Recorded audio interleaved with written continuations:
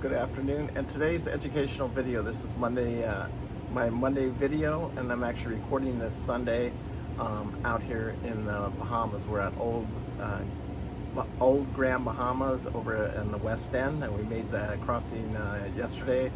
And I hope you guys enjoy Wednesday's video showing the whole setup from Marathon all the way out here to the Grand Bahamas. That'll be Wednesday's video, our weekly video that I put out every week.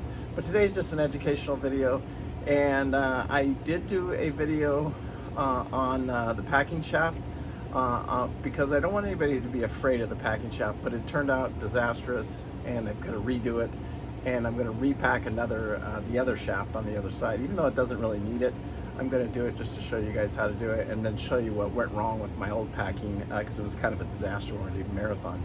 Anyway, today I want to talk about my dinghy that I bought off Defender, because a lot of people ask me, hey Paul, Captain Paul, what size dinghy do I need, and what size motor, and blah blah blah. And here's what I tell everybody about this subject.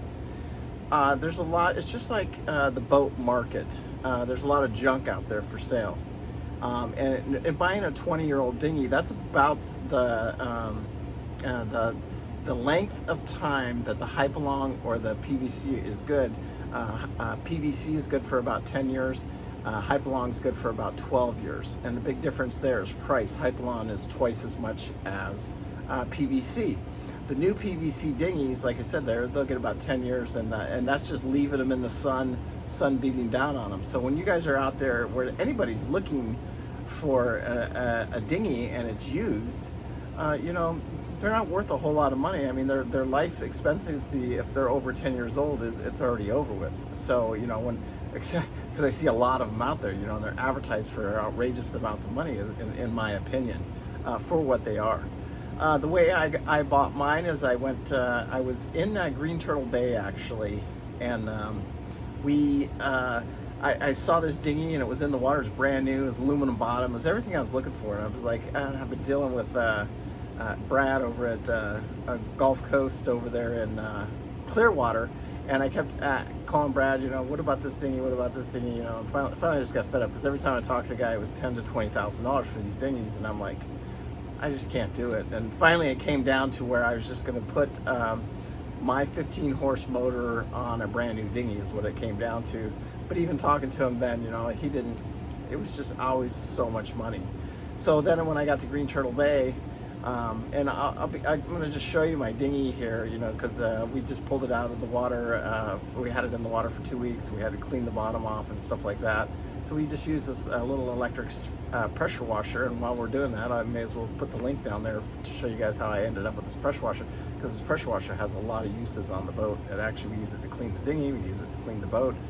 We make fresh water with our water maker, and then we can rinse down the decks. We're pretty much an off-grid boat. So it's easy for us to use that and keep the dinghy clean, keep the boat clean. Anyway, so mine is a 3400. It's 11.1 feet. It's aluminum bottom. It is a PVC. The reason I went with PVC, even on the Defender site, the price difference was just astronomical. It was like there's no comparison in price. And the thing that I tell everybody, and I mean everybody, is you want the biggest dinghy that you can get on your boat, by far, because bigger the dinghy is, especially if you're going to do like off-grid Bahamas type stuff, because your dinghy is everything, and when you got to get somewhere and the waves are rough, even when we're in Marathon Bays, the waves can get pretty decent inside that little bay there, and when you throw some wind on there, if you got just some little bitty dinghy, you're gonna be soaking wet by the time you get to the dock. So with the bigger dinghy, you get less wet. I also wanted aluminum bottom because it's a lightweight, and the lighter the weight, more horsepower, the faster the boat. We run a 15 horse 2-stroke. So I just put on a fiberglass on the Virginia Hawkeye 10 horse, and it was an older dinghy. It probably should really be discarded, but he wanted to get a season out of it, and so he bought a brand new engine, because it did have an engine, it had a 2 horse, But I said, if you want to be able to go fast on your dinghy and you really want to utilize it, you might want to consider getting a little more horsepower. But with that 10 horse Mercury 4-stroke electric start, it would barely plane with 2 full-size guys on it. It struggled. In the fresher the water we got into, it wouldn't plane out. But when we got into some saltier water, I could get it up on plane, but it struggled a little bit. So I just know that 2 bigger people on a 10 horse engine, it's just not enough horsepower. You're not going to get up on plane. Now, 150 pound guy and his 120 pound wife gets on a 10 horse dinghy, no problem at all. It's going to plane right out. And then, you know, by going with an aluminum bottom, it'll make a difference too, because the weight of the dinghy is less, and stuff like that. So what I tell everybody, buy new.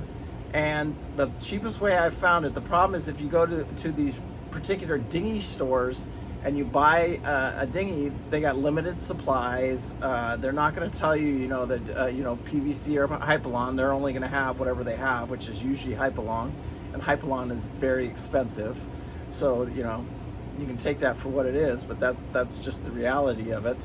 Or you can go to Defender and start price shopping on Defender, and they deliver it to you. Because my dinghy, completely delivered to me from start to finish, was like $4,600, and here I'll give you the exact. Okay, so my dinghy was the actual price of my dinghy was $3,890. The tax on it was $311.20. The shipping quote was $467, which they shipped it right to the marina that I was staying at, which was Homeport.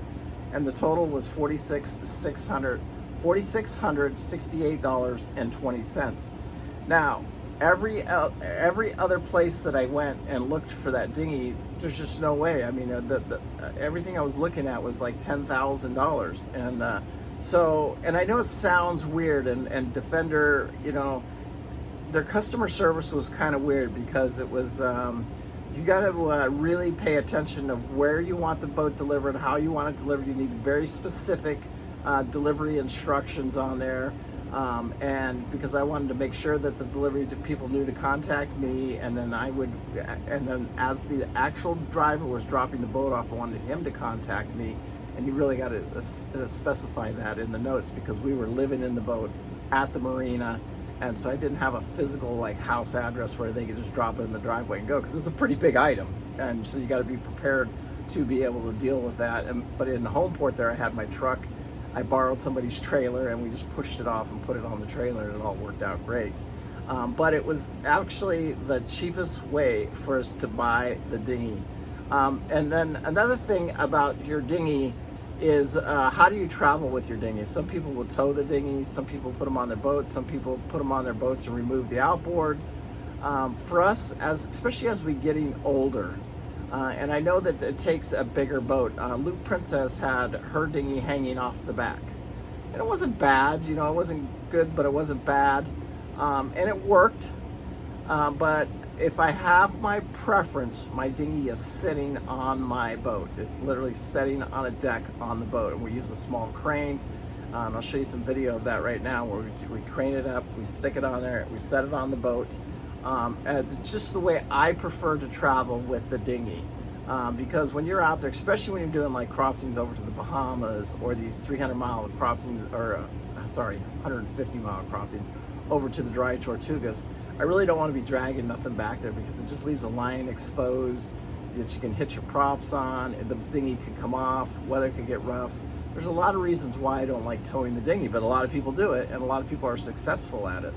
But, you know, I personally prefer for it to be on the boat, and it really takes about a 40 to 45 foot boat to really make that happen. The little smaller boats like Luke Princess, which was a 36 foot, I said in one of my last videos, I said it was a PT, it was actually a CT, both of them about the same, come out of the same yards. But, you know, there's really no room on any of the deck to put it on there, so your options are to deflate it and then mount the outboard on the outside. You know, it's one way of doing it, and, you know, it's almost better than hanging the dinghy, in my opinion. But I hung the dinghy on that boat. I got in trouble once in the noose and had to go, it wasn't rescued or wasn't doing anything. I just felt like I had to really tie it off secure. So, and you guys that are riding with your dinghies, you know, everybody should watch this video that wants to cruise or thinking about cruising, because, you know, it's very, very important to make sure that that dinghy is absolutely secured to, whether it's hanging, whether it's on the deck, however you guys are doing with your dinghy, make sure it's secured. Another great piece of advice, I've seen this happen more than once, even at Marathon, just at Marathon, you know, 2 weeks, 3 weeks ago, a guy, we woke up and a guy's yelling at me, hey, can you help me? Can you help me? He lost his dinghy.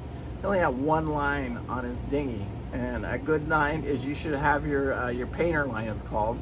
That should be tied to the front of your dinghy, and that should be a bowline knot on the front of your dinghy.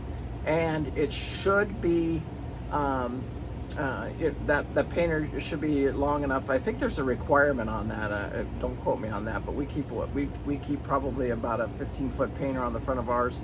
And when we are tied off on the back of Southern State here, I always have two lines, two separate lines securing the dinghy to the boat, because if storm catches, a knot breaks, so anything for any reason, one of them fails, then the other one will catch the dinghy. So it's just a good idea. It's just good practice to be double protected and always have two lines. I've lost dinghies twice to only having one line on them. It really only happens to you once, but I was in a big storm one time. It was actually on a freshwater lake in Lake Mead, and me and Beverly had it tied off to the back of the boat. I woke up the next morning and it's gone. It's you know, it was a brand new dinghy, brand new outboard, and it was way in the back of the cove, and I had to actually swim over there and get it. Thank God I was a lot younger. Now that I'm older, it'd be tougher and tougher as I get older and older. But those are just some good, you know, just some good tips for your dinghy, you know, and if you don't take anything else away from this, but just make sure you have two lines attached to the dinghy when it's attached to the boat, and if you're towing the dinghy, you know, always have two lines. Don't depend on just one line. You know, you have that breakaway line in case something happens, because when you are towing it, you should be looking back there every once in a while to make sure that it's still back there and that it's being towed properly. And then you know, if it's rough weather, don't take it out, because you can lose your dinghy. I've almost lost a dinghy a couple times due to rough weather. Anyway, if you guys, anybody needs any help, you know, you can leave your comments down below, and I'll give you you know, all the links I can. I don't get anything from Defender or something like that, and it's, you know, it's just a company that I've used, and it worked out really, really well for me, and you know, I'm happy to share any of the information that I have with you on the dinghy that I purchased. But again, the best practice is don't buy a used one, buy a new one, and then buy them from a place that has a lot of products so that you can make choices. Because you know, I had another friend that bought one. He didn't buy the same one I bought. He bought a little bit smaller one, and his was only like $2,800. I mean, so, you know, buy the biggest dinghy you can, buy the newest dinghy you can, and buy the most horsepower that you can put on that dinghy. Those are my words of wisdom about dinghy and dinghy purchase. One last thing here before I quit is another thing that I see a lot of is people don't cover their dinghies, and that's one of my pet peeves. You know, cover your dinghy. Why wouldn't you? You just spent a lot of money, whether you bought used or new. You should run a cover on your dinghy, and whether it's Hyperlong or PVC, it's gonna, once you get it out of those UV sunlight, most of its life, and it just sits under the cover, the life of the dinghy is a lot longer, and so it's a cheap, inexpensive way to do it. And it doesn't matter whether the dinghy is got hanging off the back or something. It's just cutting a couple holes in a $70 cover. So anyway, you can see I did that on Luke Princess here, and I have a cover for the one that we keep on the front of the boat now. And you know, so what if I got to replace that cover every couple of years? Maybe I can get 20 years out of my dinghy because I kept it covered. Anyway, peace out. Make sure you hit that like and subscribe, share it with your friends, and make sure you watch Wednesday's videos. That's our weekly video that I put out every week of where we're at and the progress that we're making, because right now we're currently in the Bahamas. Anyway, thank you guys so much. I appreciate it. Bye.